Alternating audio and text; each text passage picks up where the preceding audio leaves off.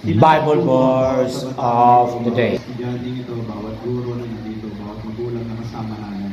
And we're so thankful kasi hindi mo kami hinayaang magpatuloy sa aming kasalanan. Pinadala mo, aming Ama, ang iyong anak, ang Panginoong Kristo para tubusin kami.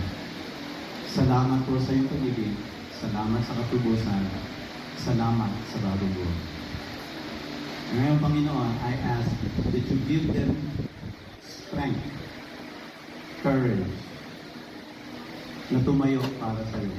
Na huwag kang ikahiya to honor you in everything they do. Lalo, Panginoon, tulungan mo sila to have the strength na sumunod sa utos mo at huwag kang ikahiya sa harapan ng marami. In Jesus' name, Amen. Huwag mo na kayo alis, huwag mo na